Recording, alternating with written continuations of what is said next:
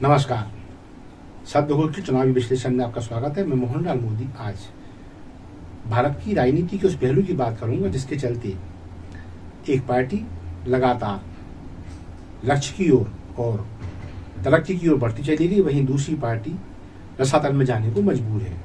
आप समझते होंगे मैं बात कर रहा हूँ भाजपा और कांग्रेस की। लेकिन ये बात आज ही क्यों हो रही है, तो एक खास अवसर है क्योंकि आज 4 अप्रैल है और ये भाजपा का स्थापना दिवस है। मैं बता दूं कि 4 अप्रैल 1980 को गुड़ी पड़वा के दिन भाजपा की नींव रखी गई और तब से लेकर आज तक पार्टी ने बड़े उतार चढ़ाव देखे और आज स्थिति है कि ये पार्टी भारत की सबसे बड़ी राजनीतिक पार्टी के रूप में विख्यात है। ये पार्टी लगातार आगे क्यों बढ़ती रही और अपने आप को सबसे पुराना दल कहने वाली कांग्रेस आज रसातल को क्यों चली गई, इस पे हम गौर करेंगे। तो शुरुआत करते हैं 1980 से ही, जब जनता पार्टी सरकार के अवसान के बाद जनसंघ को अपनी पहचान खोनी पड़ गई, तो फिर एक नया दल अस्तित्व में आया जिसका नाम था भारतीय जनता पार्टी। संभवतः अटल जी उसके पहले अध्यक्ष थे।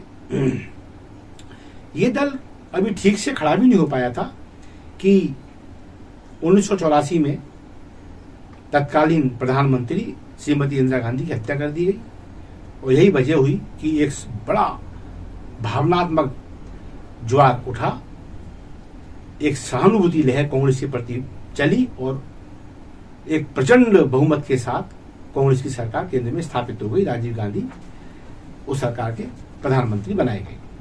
हम सब जानते हैं तब कांग्रेस को 415 सीटें प्राप्त हुई थी। 415 सीटें, ये बड़ा आंकड़ा था। और भाजपा की स्थिति ये थी कि वो 2 सीटों तक सिमट के रह गई, 2 ओनली, पूरे भारत के अंदर 2 सीटें।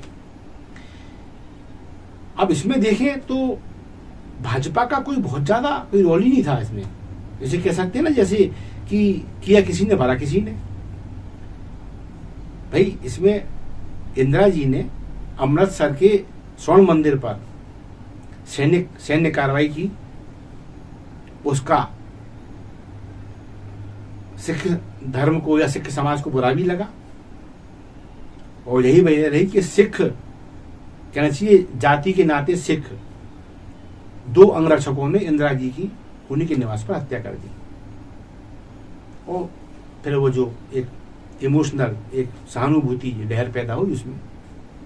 तो कुल मिला के ये है कि भाजपा का तो उसमें कोई दोष ही नहीं था, लेकिन वो उस सहानुभूति लहर की चपेट में आकर 2 सीटों से सीमित रह गई। अब यहां बात कर रहा हूं कि भाजपा इस मुकाम से ऊपर तक कैसे आई। 2 सीट से लेकर आज स्थिति ये है कि उसके पास 3 सीटें हैं और वो सबसे बड़ा दल है और इतना बड़ा दल है कि उसके आसपास कोई दल अभी दिखाई नहीं दे रहा है। तो फिर हम ये देखते हैं कि क्या कारण रहे, ये लगातार ऊपर आती गई और क्या कारण है कांग्रेस लगातार नीचे जाती रही। तो बात आती है कि कांग्रेस को जब जब बड़ा बहुमत मिला, ये नोट किया गया कि कांग्रेस ज्यादा बहुमत पाके बोर आ गई। अब उसके अंदर का अध्यक्ष बोर आया, कोई अन्य पदाधिकारी बोर आया, उसकी सरकार का कोई मंत्री बोर आया, ये बात अलग है। लेकिन हाँ, कांग्रेस ने जब भी नुकसान उठाया इसलिए नहीं उठाया कि दूसरी पार्टी की ओर से उसके अंदरूनी मामलों में दखलंदाजी दी गई, नहीं। जब भी कांग्रेस को नुकसान हुआ उसकी अपनी जो नीतियां थी उनको लेके हुआ और उसके अंदरूनी जो हालात थे अपने अपने स्वार्थ सिद्धि के, उसने पार्टी को हमेशा रसातल में ले जाने का काम किया। अब जैसे बात करते हैं कि राजीव गांधी, निश्चित है वो अपनी काबिलियत के तौर पर सत्ता में नहीं आए थे, वो आए थे सहानुभूति की लहर पर। और जब सहानुभूति की लहर पर आए तो उनके सामने चैलेंज किसने खड़ा किया? उन्हीं की सरकार के रक्षा मंत्री विश्वनाथ प्रताप सिंह ने। और विश्वनाथ प्रताप सिंह ने बोफोर्स का मुद्दा उठाकर, आप देखिए, आप सरकार के भीतर का व्यक्ति, सरकार का छोटा मोटा भी नहीं, रक्षा मंत्री, उसने एक बड़ा मुद्दा उठाया बोफोर्स का और अपनी ही पार्टी के नेता राजीव गांधी और देश के प्रधानमंत्री राजीव गांधी पर यह आरोप लगा दिया कि इसमें दलाली हुई। और ये दलाली का मुद्दा इतना ज़्यादा ऊपर तक गया कि कांग्रेस को मुंह की खानी पड़ गई और इस देश में विश्वनाथ प्रताप सिंह, जो कि रक्षा मंत्री हुआ करते थे कांग्रेस शासन में, उनके नेतृत्व में एक गैर कांग्रेसी सरकार अस्तित्व में आ गई। ठीक है, हमेशा की तरह ये सरकार भी बहुत जल्दी अवसान को प्राप्त हो गई, लेकिन मसला ये नहीं है। मसला ये है कि जब तक कांग्रेस को शक्तियां प्राप्त हुई, उन्होंने शक्तियों को पार्टी की मजबूती में और सरकार की मजबूती में खर्च नहीं किया। उन शक्तियों को अपना ग्रोस लेवल मजबूत करने में खर्च नहीं किया। वो स्वार्थ सिद्धि में लग गई और नतीजा ये हुआ कि वो फिर लगातार रसातल की ओर जाने लगी। अब इधर अगर हम देखें तो भाजपा की जब बात होती है तो जैसा मैंने अभी कहा था कि 84 दंगे में उसका कुछ लेने देना नहीं था, लेकिन फिर भी उसको दोषी रह गई तो इसलिए कि सहानुभूति थी समाजवादी पार्टी को लेकर, उसने अपना आपा नहीं खोया और ये लगातार ग्रास रूट पर अपना काम करते रहे और वहां पर एक जमीनी अपना कैडर खड़ा करते रहे। अब स्थिति ये हुई कि 1998 का दौर भी आया भाजपा का और स्थिति ये बनी कि वहां अटल जी के नेतृत्व में सरकार खड़ी हो गई। यहां भी ध्यान रहे कि इस सरकार में लगभग 2 दर्जन दल शामिल थे। इसके बावजूद भी सरकार की ओर से कभी, उसके नेता की ओर से कभी कोई ऐसी बात नहीं कही गई जिससे ऐसा लगे कि भाजपा को इससे नुकसान होने वाला, और हुआ भी नहीं। आप देखें 13 दिन की सरकार, 13 महीने की सरकार और फिर पूरे कार्यकाल की सरकार। अटल बिहारी वाजपेयी ने कितने अवरोधों का सामना किया। मतलब ये स्पष्ट दिखाई दे रहा था कि विपक्ष की ओर से अटल सरकार के ऊपर जायज तो जायज, नाजायज भी, नैतिक रूप से नाजायज हमले हुए, लेकिन मजाल नहीं है कोई गलत शब्द निकल जाए मुंह से। नतीजा ये हुआ कि सरकार भले गिरी बार बार, लेकिन सरकार ने अपना कार्यकाल पूरा किया। इसके बावजूद भी अपना इन्होंने आपा नहीं खोया। अब उससे क्या हुआ कि सरकार भले चली गई अटल जी की, लेकिन भाजपा की दुर्गति नहीं हुई। वो सदन में कांग्रेस की सरकार को, जब मनमोहन सरकार बनी तो उस सरकार को चैलेंज देने वाली सरकार बनी रही। वो बिल्कुल एकदम नेक टू नेक फाइट होती थी।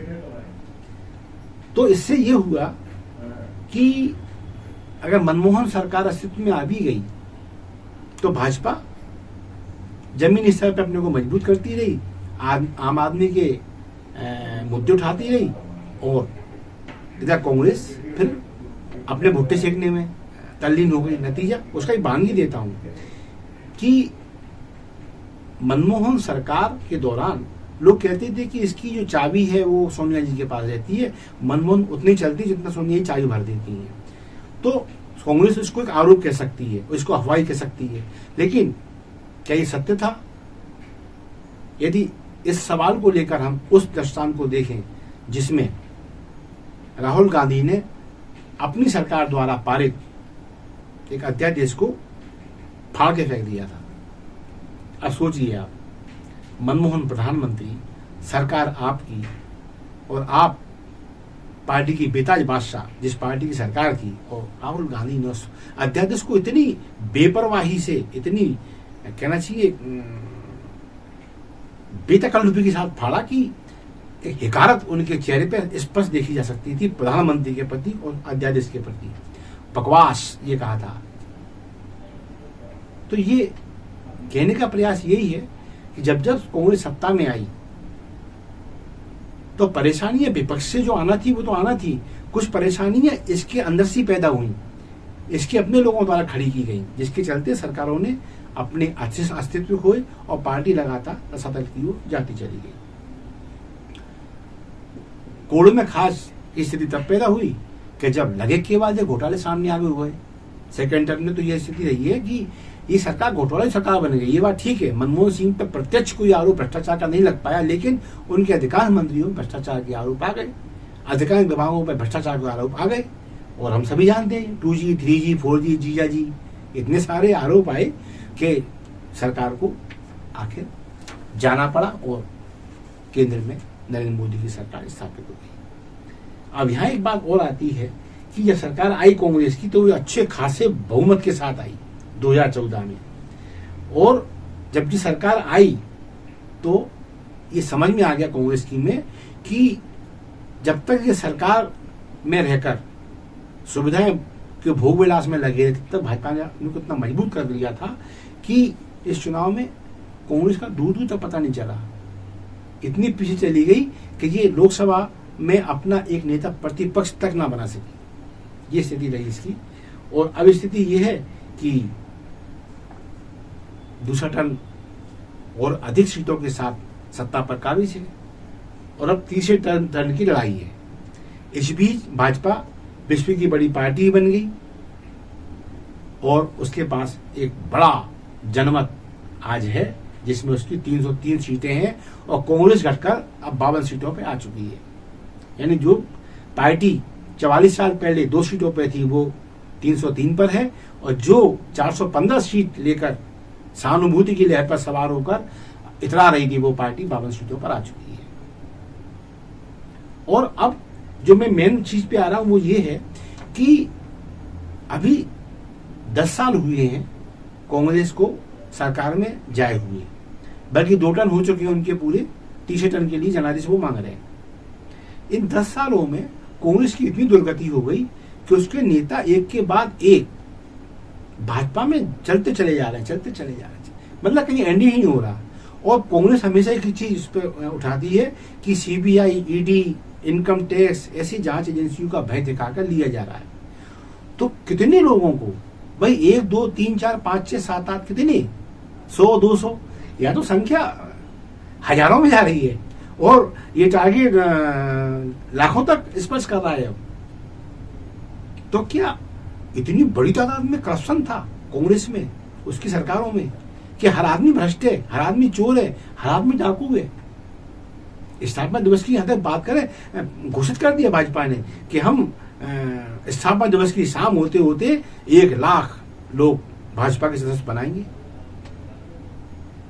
अब इसमें देखिए आपके स्थापना के एक दिन पहले उन्होंने कमलनाथ के दाहिने हाथ कहे जाने वाले दीपक सक्सेना तक को तोड़ लिया। अब पता नहीं उनने तोड़ा कि वो खुद चले आए। और दीपक सक्सेना एक वो शख्सियत जिसके बारे में कमलनाथ कहें कि साहब वो भी वॉशिंग मशीन में आए हैं, तो फिर ये छिंदवाड़ा के लोग उन पर हंसने वाले हैं। इन्होंने बहुत एक जुमला पकड़ रखा है कि वॉशिंग मशीन धो देती है वहां लोगों को। कितने भाई, और दीपक सक्सेना को भी दिन ने कह दिया कि वो भी चोर डाकू और भ्रष्टाचार जमा से एक थे, तो फिर कमलनाथ क्या, क्योंकि सारा हिसाब किताब ये रखते थे उनका। तो कुल मिला के बात यही है कि इतना सब कुछ हो गया है और भाजपा इतना बड़ा सपना देख सकती है कि एक दिन में 1 लाख लोग हम लाएंगे। और ताज्जुब है वो अपने सारे लक्ष्यों को प्राप्त कर लेती है। तो यहां बताने का आशय सिर्फ इतना सही है कि यदि कोई पार्टी अपना लक्ष्य बना ले और वो अपने कार्यकर्ताओं की, उनके सम्मान की रक्षा करती रहे, लक्ष्य उसके स्पष्ट हो, चाहे वो राम मंदिर है, लोग कहते हैं सांप्रदायिक मुद्दा है, 370 हटाने की बात हो, उनने कहा अल्पसंख्यकों के खिलाफ एक वो है, 3 तलाक हो, उनने कहा मुसलमानों का सत्यानाश करने वाला मामला है, कुछ भी है हो, बहुत क्लियर था। यूनियन सिविल कोड, लोगों ने कहा ये भी लोगों की स्वायत्तता पर हमला करने वाला एक कानून होगा, लेकिन क्लियर रहे वो कि हम सत्ता में आए या ना आए, ये एजेंडा हमारे प्राथमिकता पर रहेंगे और बनाए रखे। उन मैसेज वो अधिकांश सॉल्व भी कर चुके हैं। निश्चित है विश्वास बढ़ना लाजिमी है लोगों का और बढ़ भी रहा है। और अब स्थिति ये है कि वो भाजपा जिसकी स्थापत्य काल में कुल 2 सीटें थी और कांग्रेस अपने चरमोत्कर्ष पे थी, वो पार्टी आज दावा कर रही है 370 के पार। सोचिए अब। और अगर गठबंधन की बात करें तो गठबंधन में तो 400 पार की बात की जा रही है कि एनडीए के सरकार अगली पारी में 400 से अधिक सीटें लेकर सरकार में आने जा रहा है। अब मतदाता तय करेगा कौन सत्ता में आएगा, कौन प्रधानमंत्री बनेगा। बस बात इतनी सी है कि लोकतंत्र के भलाई के लिए विपक्षियों को चिंता तो करनी पड़ेगी कि कम से कम अंकुश के नाते ही सही सत्ता पर बैठी पार्टी को एक स्वस्थ प्रतिस्पर्धा मिलती रहना चाहिए। यही लोकतंत्र की भलाई का लक्षण है। और यदि कांग्रेस अपने इस धर्म को ना निभा पाई तो फिर उससे दूसरों के कहना चाहिए ना आचरण पर लांछन लगाने का कोई अधिकार नहीं है। बस इसी के साथ मैं मोहनलाल मोदी अपनी वाणी को विराम दूंगा और भाजपा कोष के स्थापना दिवस पर ढेर सारी शुभकामनाएं, और ये कामना करेंगे कि ये पार्टी जनहित के मुद्दों और जनहित की कार्य योजनाओं को लेकर हमेशा संवेदनशील बनी रहे।